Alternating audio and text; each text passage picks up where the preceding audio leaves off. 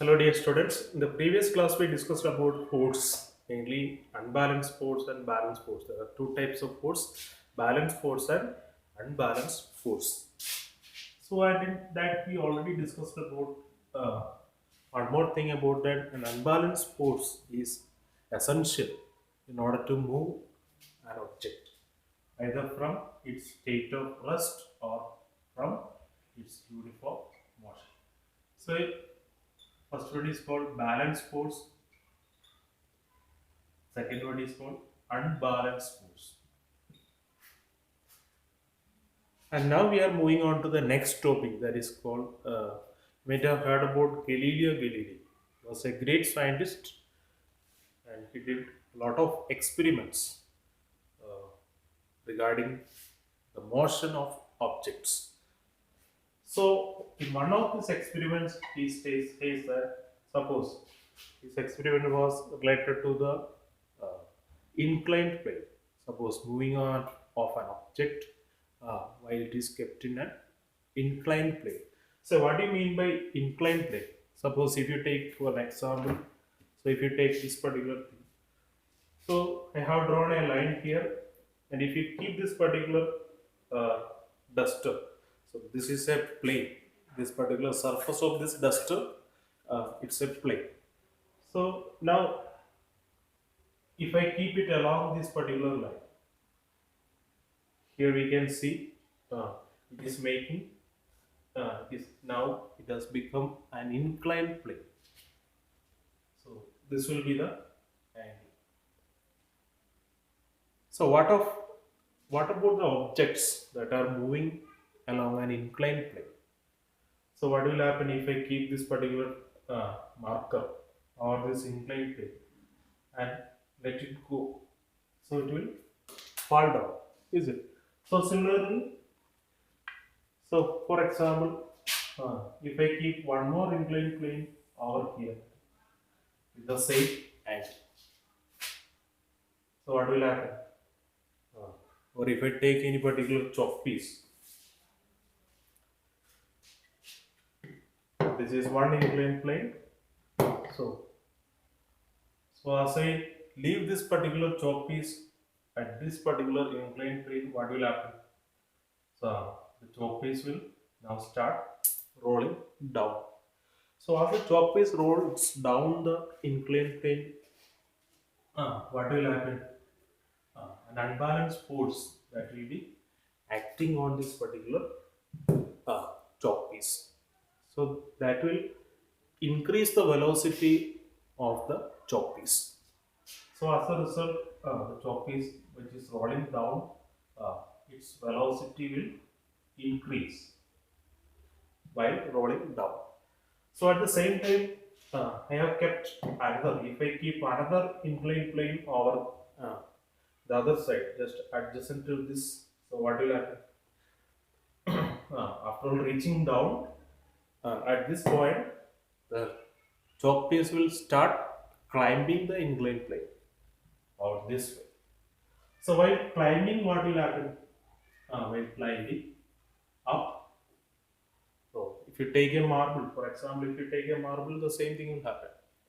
So Galileo observed this particular uh, motion of objects, especially in an inclined plane.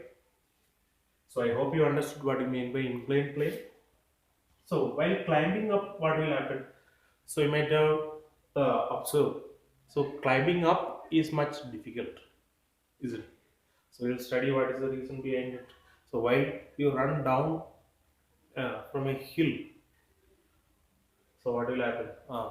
Without exerting much force, with much easiness, you can run down from a hilly slope.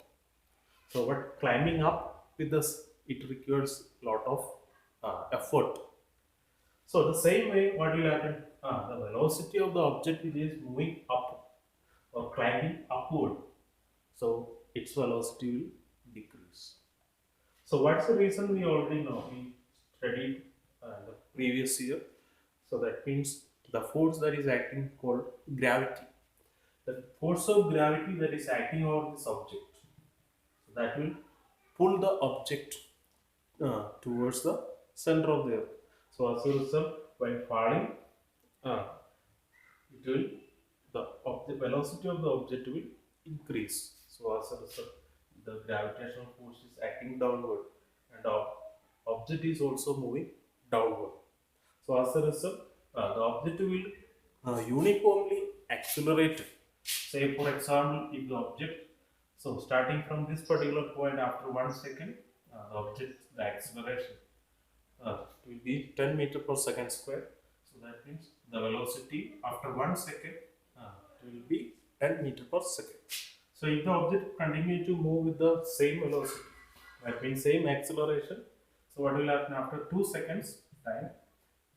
The next time after 2 seconds, the velocity will increase to 20 meter per second. So what about while climbing up? What will happen? Will the object will continue to move the same velocity? No, it will not, because the gravitational force is pulling it back. So as the object tends to move upward, but the gravitational force is pulling it backward. So as a result, what will happen? Its motion or the velocity will get decreased by that particular factor, gravity. And one more, the negative force or frictional force, which we already discussed last year. So frictional force is also acting on this particular marble wires grow, go up. So we can see frictional force is arising as a result of irregularities that are present on the surface. So this irregularities will get interlocked. So what that will retard the motion of the object in the forward direction. So after studying about all these particular Isaac Newton, you might have heard about Isaac Newton. Isaac Newton was a famous scientist. Uh, One day he was reading a book and while sitting under an apple tree. So suddenly an apple fell on his head. So he started thinking, why this particular apple? Why it fell on the head? Why it didn't go up? So he started thinking in such a way, and he formulated a law called uh, the universal law of gravitation. So that means every object in the universe is getting attracted towards each other with a force. That force is known as gravitational force or gravity. So that force is responsible for binding us towards the earth, and also it makes the moon to revolve around the earth, satellites around the earth, and all the planets along with satellites to move around the sun. So Galileo was also one of the famous scientists. He observed by using his own telescopes and concluded that Earth and all the planets are revolving around the sun. So that time, it was believed that all the planets and even the sun was revolving around the Earth. So it was such a great idea. So later on, uh, it is experimentally proved that all the planets are revolving around the sun. Is it? So now let us look at one more thing. Some force is required. So we can conclude that force is required in order to move an object. So actually, what he formulated was, if he reduce this particular inclination, and ultimately, if you make the next plane exactly uh, parallel to the horizontal, that means if you keep the next plane just like this, while you throw down the marble from this particular point, so Galileo postulated that the stone will try to move continuously forever in order to attain the same height from which it was released. In order to attain that same height from which it was released, so the stone would travel continuously forever.